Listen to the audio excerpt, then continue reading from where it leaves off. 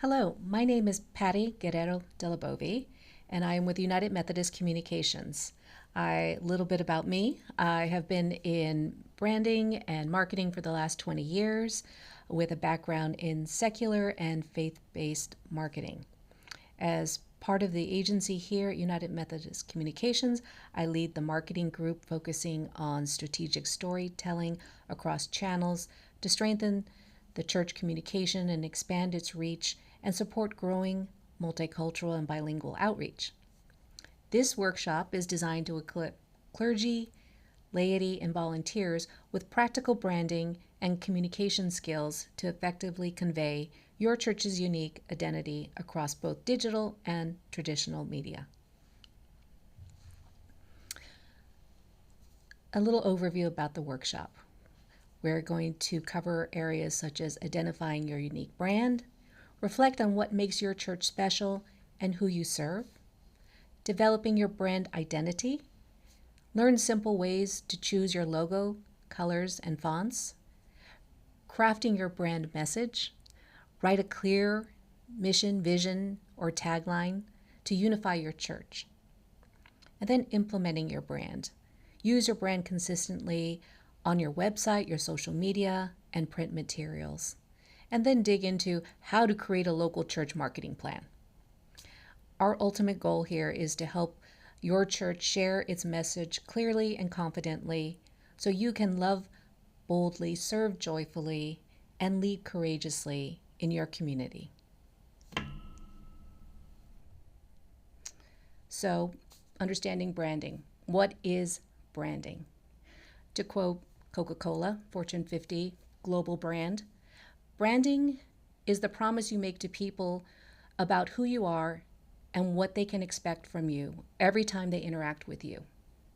For a local church, branding is the promise your church makes about who you are, what you believe, and how people will feel when they connect with you, whether online, in worship, or in the community. What are the key components of a brand? Well, it's the logo and the colors that you use and the fonts. It's the message, the mission, the vision, your values, and the experience, how members and visitors feel when they interact with your brand.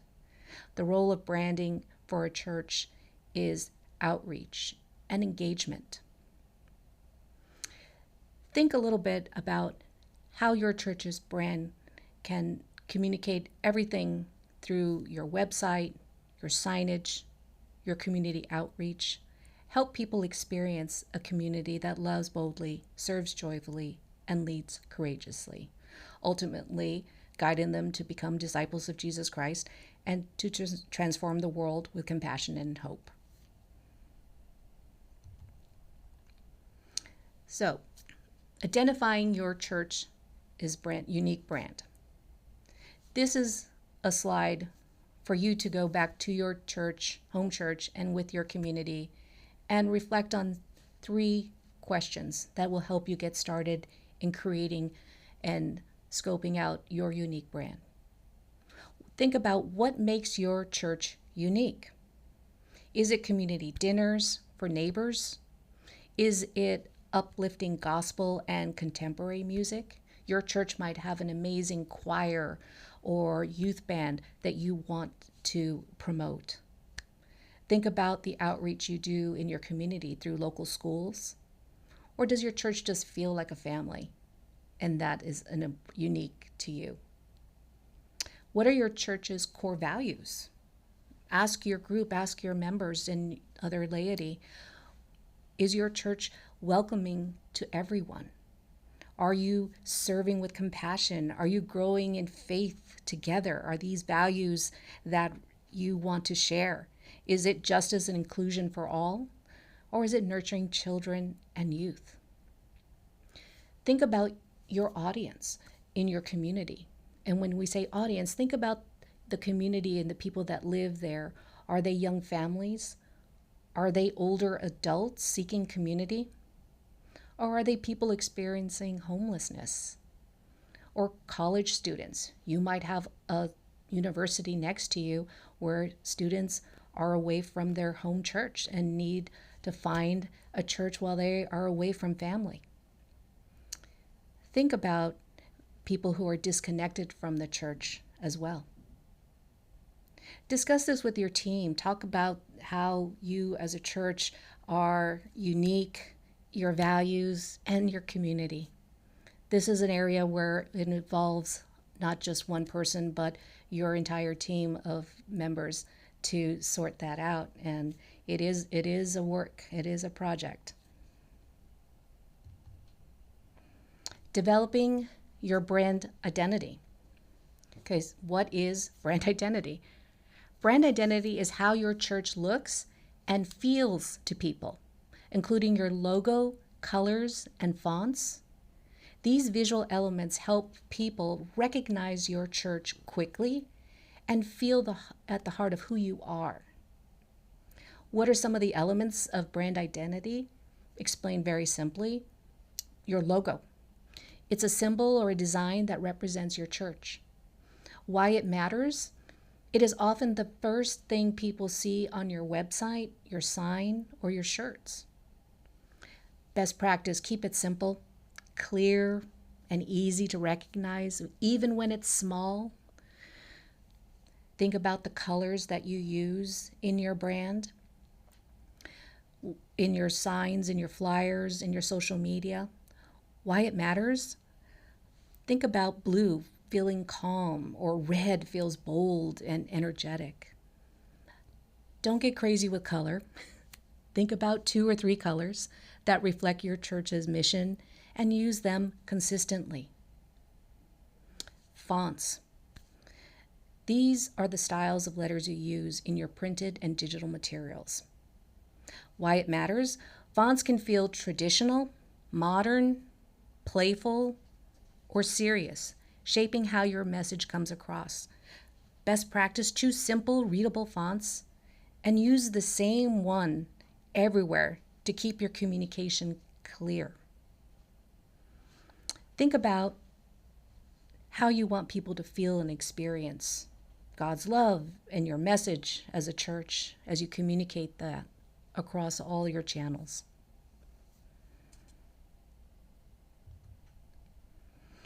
Crafting your brand message. Why this is important. When everyone shares the same mission, vision, and message, it creates clarity, unity, and confidence in your church's outreach.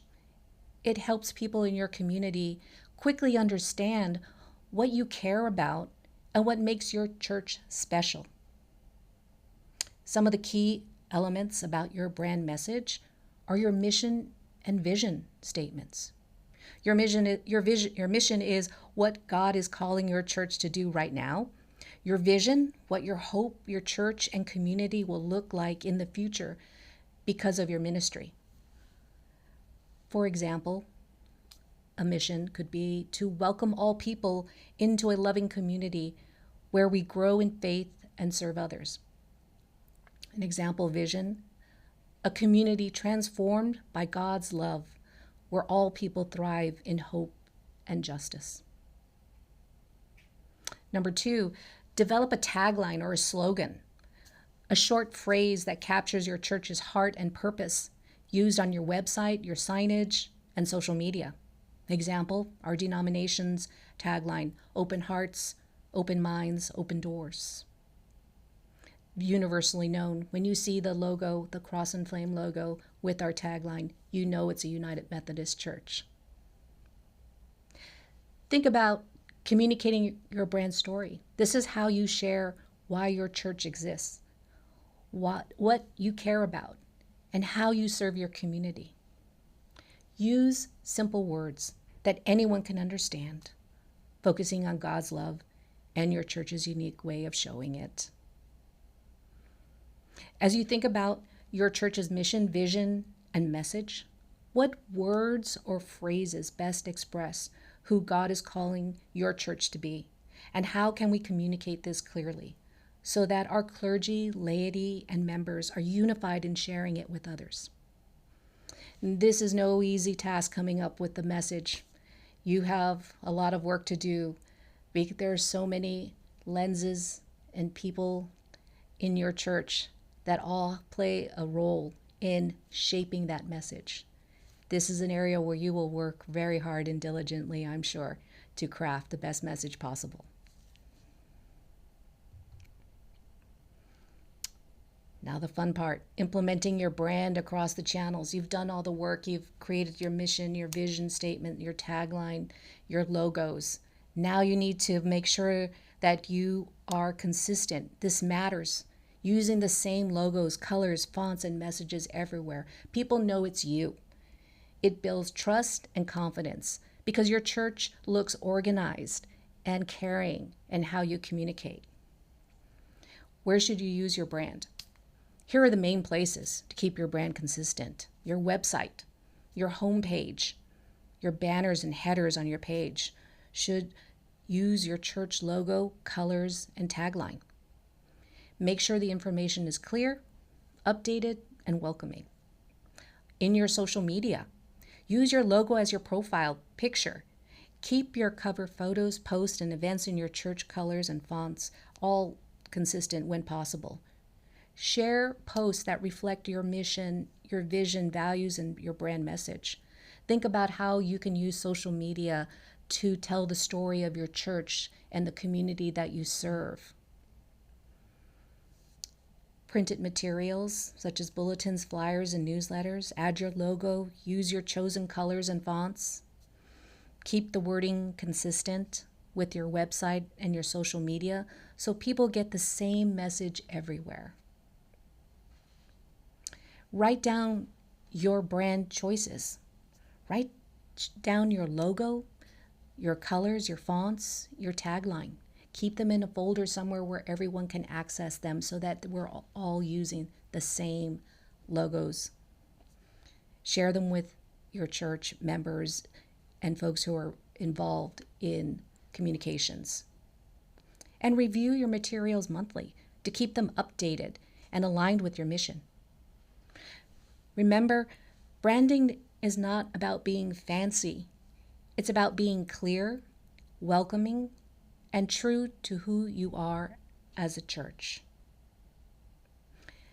Think about one simple step your church can take this week to make your website, social media, and print materials look and sound more unified. How to create a local church marketing plan. There's never such thing as a one-pager, but I managed to create one for a local church marketing plan. Here are some 8 areas that I'd like to cover. In creating your marketing plan, clarify your purpose. Define why you are creating this plan. Is it to grow worship attendance, promote ministry, reach new neighbors? Align it with your church's mission and vision. Identify your target audience. Who are you trying to reach? Families with children, young adults, seniors, Spanish-speaking neighbors? Understand their needs, interest, and communication habits. Set specific goals. Make them measurable. Increase VBS registration by 20%. Welcome 10 new families by Easter. Set goals to your plans. Make sure that you are intentional with how you communicate and where you communicate. Choose key messages. What do you want people to know or feel about your church? Welcoming, community-focused, hope-filled. Select communication channels. This is where everybody has an opinion based on their interest. But think about those audiences and try to meet them where they're at and what is the most effective way that they want to receive information. Take a poll of your members and see what preference they have. Do they like a text, email, or handwritten notes? Or do they frequent your social media or your website? This is an area where you really need to suss out who you're trying to reach and with what message. Meet them where they're at, basically. Create a content calendar. There's a saying that I used to quote as a kid because my father told me this. Even a dog lost in the woods knows where he wants to be. You know where you want to end up. It's how you get there. Create a content calendar so that you know what you have planned and what you want to scope out. If you want to promote seasonal events, the seasons don't change. They come every year. Easter, Christmas, VBS. Start putting in those communications in advance and planning, even if you don't know what you're going to say yet. Know that you want to say something during those times. Think about sermon series that you may want to highlight and lift up to your members or even outside your congregation. And then equip your team. Assign roles for writing and designing and posting and following up with folks. You might have somebody on church staff who really has an interest in social media and content creation or graphic design. Take a poll of interest of your church and see who's interested in participating in a communications team. Determine your budget. We all know allocating funds for social media, printing materials, to creating pieces for event marketing, which we're going to cover later. Think about how you want to allocate those resources against each campaign. And think of each message as a campaign. You might have a summer focus for VBS, or you might have a back to church message during the fall where you want to communicate to people who do not attend your church. Or as a reminder that you're going to have holiday services coming up. You may want to reach out through direct mail, social media, or your website. Now let's dig into a little bit about those channels and give you some overview on what benefits there are. Let's start with email marketing. Many of your members have email addresses. Create a database of those addresses. Have a drive where you're collecting all their data so that you can communicate with them through email or even through regular mail. Think about your members' interest. Identify them by segment in their interest.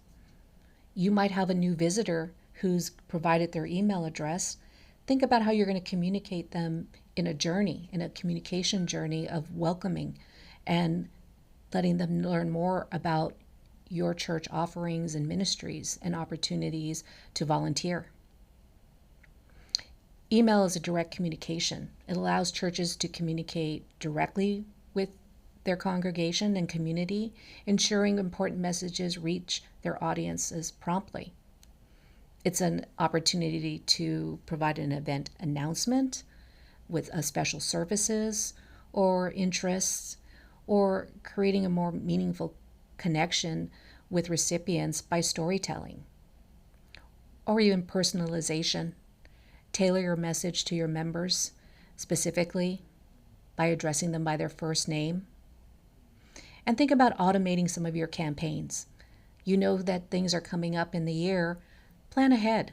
Know that you're always going to promote something during the holidays or during the summer that is of interest, or a special mission project that you are looking for volunteers, sending out reminders. And then look at how people are engaging in those engaging with your communications through click-through rates, and are they reading the stories that you're sharing? It's an opportunity for community building and sharing stories and testimonials and highlights from churches' activities in your newsletter. Resource sharing, shared devotionals, study materials, or volunteer opportunities. This is an opportunity for your member to download something that might be of interest to them, a sermon series that you want them to read up on more, and now you've provided them a download through that email. It's cost effective, it's budget friendly, and think about the frequency of when you email people. Not everybody wants to get an email every day, so be kind and think about the frequency. Social media, it's prevalent in all walks of life and all demographics. Social media matters. Think of it as a form of hospitality to the church. Be clear, it's welcoming, it's accessible. And think about the language that you use. Make sure that you are addressing the diverse needs of your community and are being welcoming. Be consistent in your connection. Regular updates signal respect for your people's time, from updates about church closing, weather, or special time adjustments. This is a way for you to stay engaged with your members through social media. And engagement builds trust. Respond to messages that you might receive with warmth and spirit and hospitality. And social media is an opportunity to share your church's story and the work that you're doing. Some of the best content is so overlooked because you're so busy doing the work. Take the time, share what you're doing. Think of what your Facebook and your website as your front door. It's the first thing that people see when they go and research your church and are interested in who you are as a community and what you do.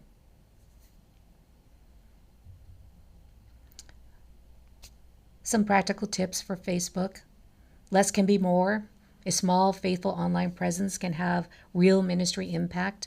Don't underestimate a single post done with intention. You don't need to be perfect, just be present. Authenticity connects better than polish. Ministry online about presence, not production. Your church is already doing amazing things. Show them. Every meal served, prayer prayed, and smile shared is a story worth telling. Facebook can extend your welcome. It's often the first place newcomers look. Make your digital front door as inviting as your real one. Empower others to help. As I mentioned, find people who are interested in social media and being part of the church community and sharing that story and that ministry. Invite youth and tech-savvy members or volunteers to contribute and share. Direct mail is another form of connection, personal connection. It's a personal touch. It's in their home. You can target your messaging through segments based on audience demographics. You can promote an event. If you have an event coming up, you use direct mail on top of social media, and they all begin to work together through a newsletter. All these things all connected tell an amazing story and create impact. Direct mail as a form of sharing stories. Opportunity to share your values and mission through compelling narratives and visuals. It's a form of enhanced engagement through QR codes or personal invitations to bridge the physical with the digital and driving attendance. It's a tangible form of communication in a digital world. It's a direct piece in their home, and it's community building.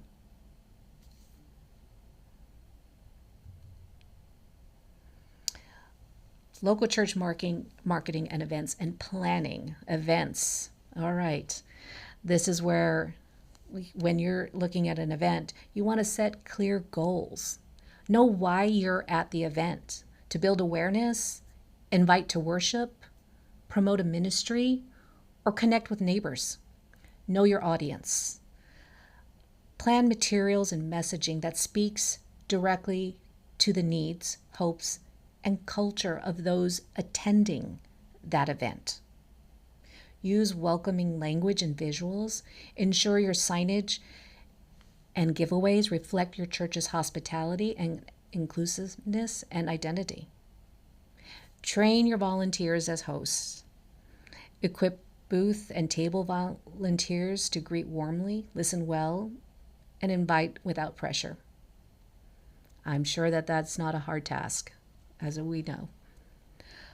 Offer a clear next step. Provide simple flyers or QR codes linking to upcoming services, community meals, children's programs, or prayer request forms.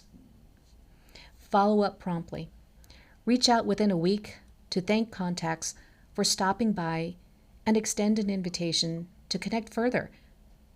Then debrief and adjust. After each event, gather your team to reflect on what worked And plan improvements for next time.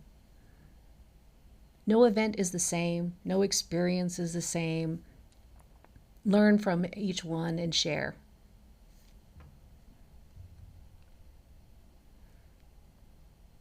So I've covered a few areas of marketing plans that help you dive a little deeper when you're producing your marketing plan and the branding.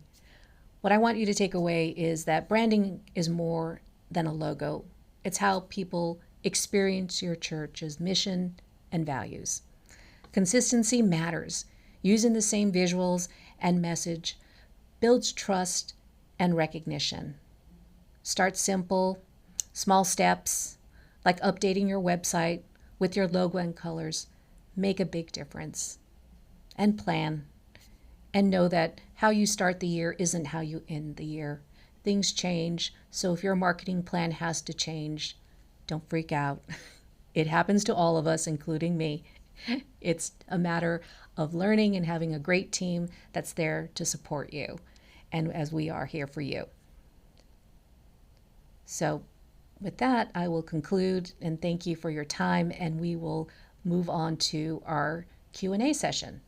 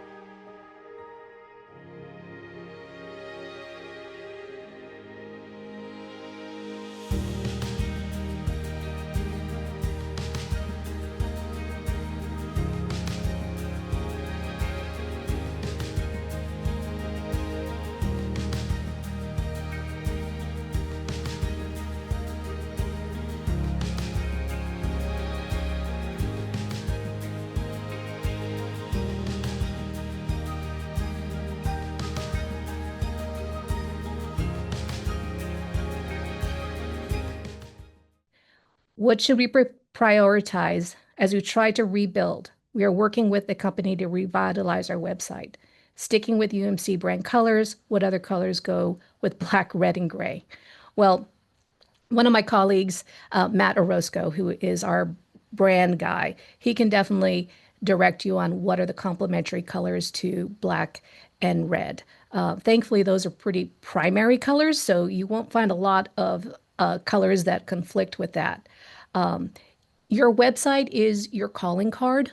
So for sure, prioritize your website and prioritize it as from a user experience. Think about what you want your website to say about your church. What are the things that are most important about the work that you're doing in your church, to the feeling you want to give to people when they think about your church, and reflect that in your website through images, through articles, through sharing all the important information of events and how to connect. The website, again, is your calling card. It is where people will look at you first and to get an impression. So get images of people, current images of your members, so that people could connect and see that you're authentic and you're real people there. Try to avoid stock images is what I would highly suggest. Do you have recommendations for teaching older congregations and how to engage on social media? Oh, that's a great question as well. You have to think about the generations and how people consume media. I think that goes back to the survey that we talked about. When you survey your church and your congregation, think about how ask them questions, specifically your older congregation, about how do they feel about social media? How comfortable are they? So you don't want to spend effort on social media if they don't want to engage in social media. They still maybe want that printed newsletter, and that is the best way to engage with them, or through phone calls or outreach directly. You can't force people to use social media if they're not comfortable with that. That's always a challenge, but it's also an opportunity to let them know this is a way for them to see what's going on when they may not be as mobile. It's a way for them to see what's going on in the church when they may have some of these health or mobility issues. So show them some of the value is what I would kind of start with, and then think about how you want to communicate to them. And social media may not be the way, but it may be the best way for them to feel part of, because they can see the pictures and the images. And also, you may want them to follow you and then tag them and thank them for following and engage with that group. If they're part of a particular Sunday group that's an older generation, call them out on social media, show pictures of what they're doing so that they feel like they are seen.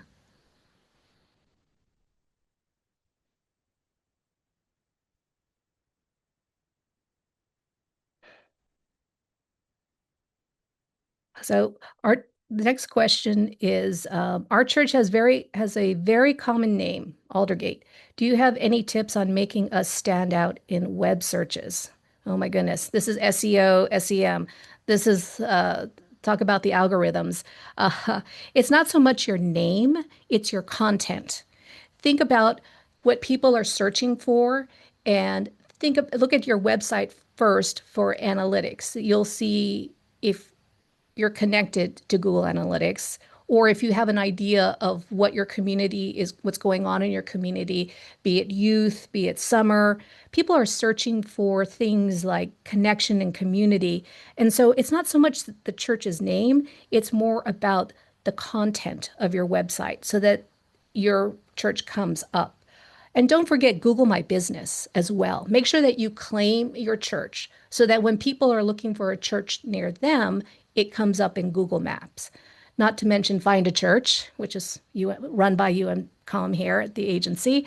Make sure that you're registered with Find a Church so that when people are searching on our website, they can find you.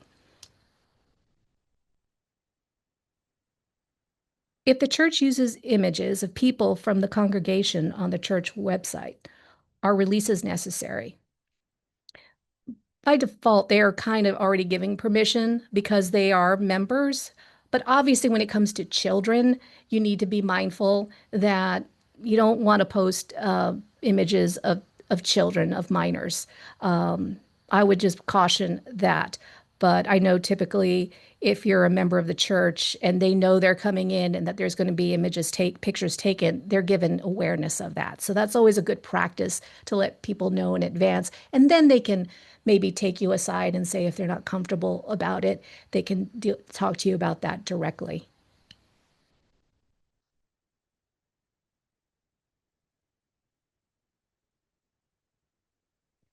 Oh, here's a good one. Um, our church, where is it?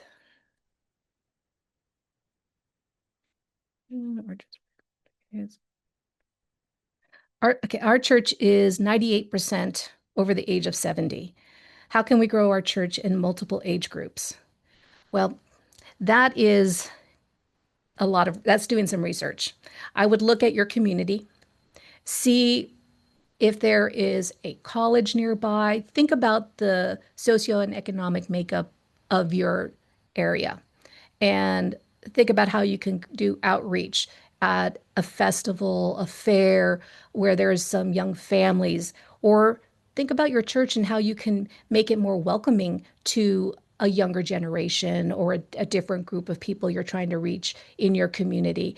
Think about the music that you offer and if there's some opportunity there. It's all about if you want that audience, you have to think about how you're going to serve that audience once they get there. What makes it of interest to them to attend? Is there a great you know child care or Sunday school program that you have? And if you don't have one and you see there's opportunity in the community, then think about how you can create one. And don't worry about creating like going big. Start small. Think about scaling it up. Yes, but there's this, think about how it's one step at a time. Don't get over, I know it can be overwhelming sometimes, trying to grow your church and looking at the demographics of your church and everything. But I think you have to look at the community, find some connections with people, offer your space for young adults or young families that need a place to meet, and give them a space, make them feel welcome, let them know that you're there. It starts in building a relationship with the people in your community that you're trying to serve.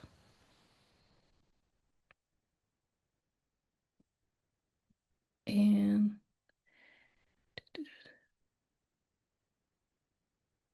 oh, where is their training for Facebook? Well, a couple of areas. I know that one of my colleagues is going to be talking about social media um, in the next week. So Ryan Dunn will give a course on Facebook, but there's also a lot of online courses and tools, and specifically Meta, Facebook offers online training free for you. I suggest highly using the meta training to familiarize yourself with how to set up a Facebook page, but not just a page, a business page, because you're going to want to do paid ads. A lot of mistakes that I see is that churches set it up as a personal page, and then when you're trying to run an advertising situation or there's people changing roles or leave the church, then that personal Facebook page leaves with them. Number one. Number two, you can't run paid ads on a private page versus a business page. And it's just, a best practice to set up a business page for your church versus a personal one. And again, like I said, Meta offers a lot of free courses online talking about content creation, because there's two sides to social media. There's the there's the content where you're engaging with the community and replying back and trying to build your followers. And then there's the paid version, the strategic side, which I operate in a lot, is the how am I going to target people? So there's two sides to social media when you're looking at Facebook training. So think about who's going to be my content person and take the images and scope out a content calendar for you for the year and capturing that and posting that. And then who's going to do the paid advertising, the push to promote things like my Easter services or Vacation Bible School or any outreach that you might doing. So I would highly recommend kind of attacking it from both sides to get a good holistic picture of social media and how you can use that. Um,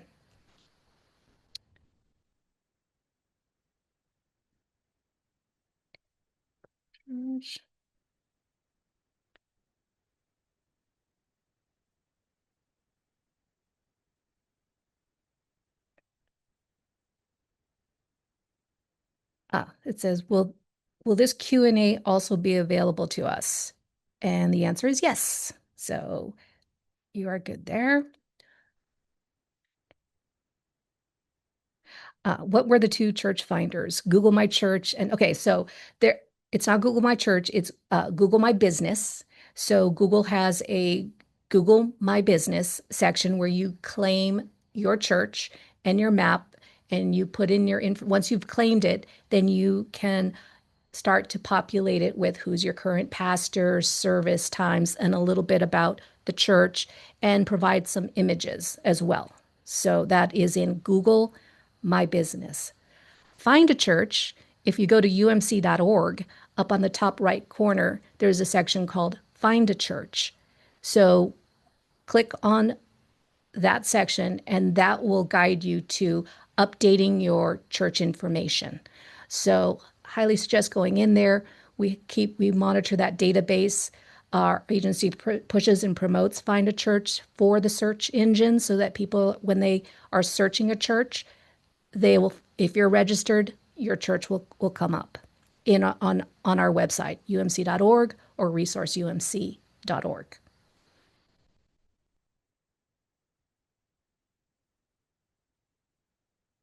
Uh, there, uh, if there's any more questions,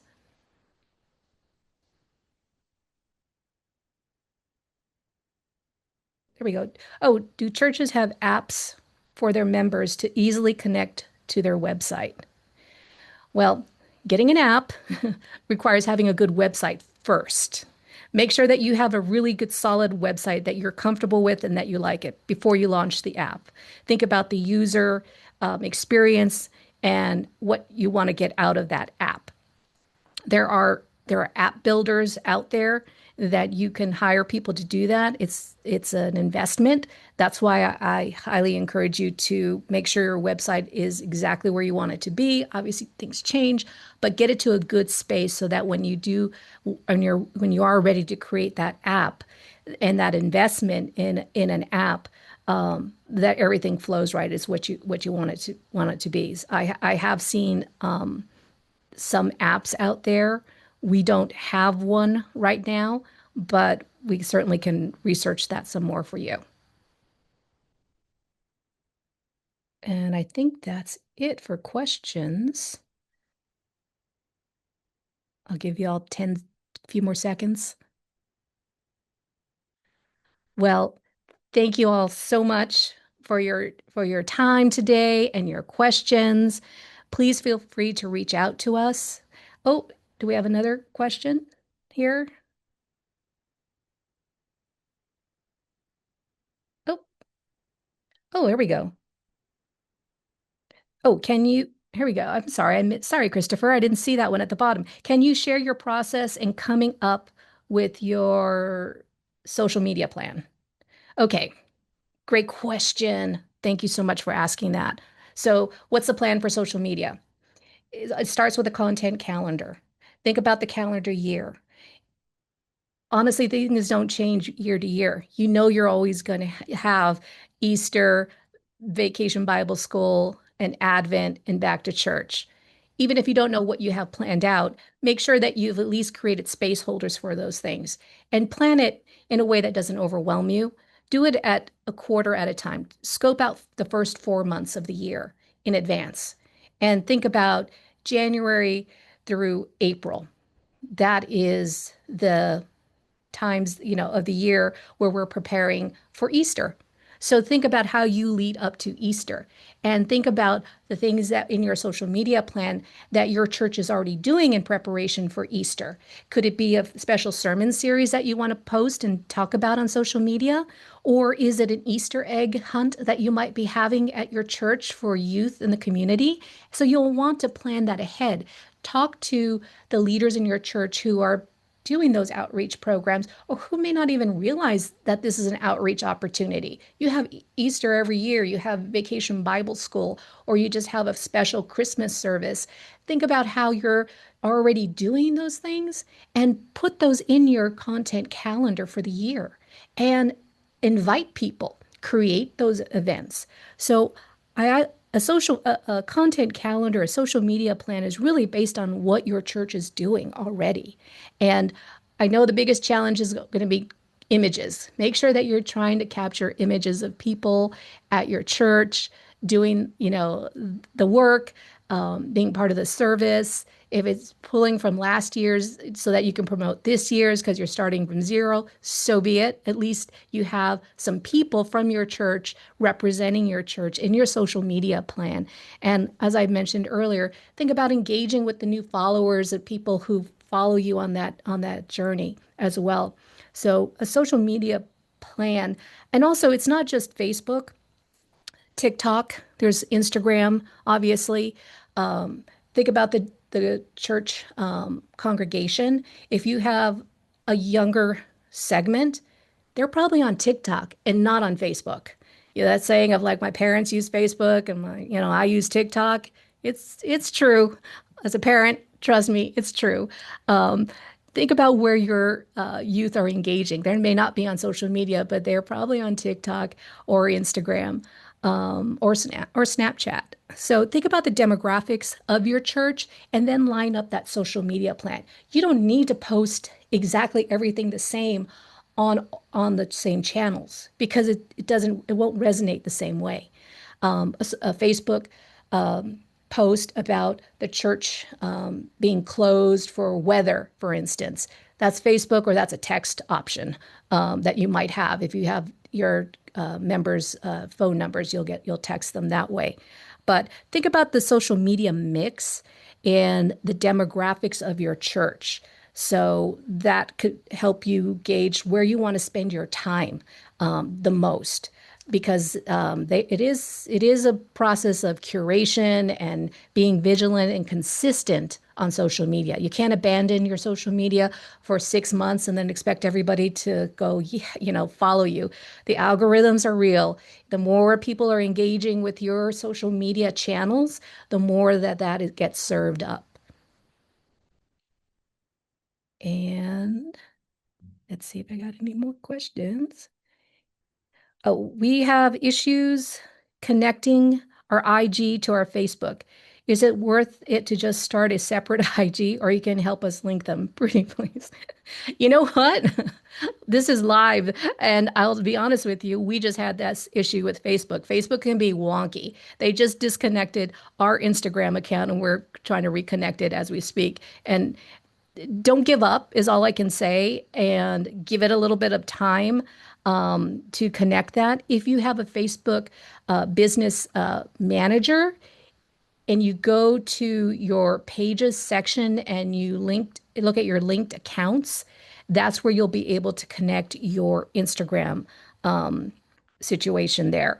And if you want to email me about that, I can share with you a little video share screen with you on how where I'm at with that if you like, Tammy. So I'll help you as much as I can, but we had the same issue. We're sorting through it too. So it happens to us as well.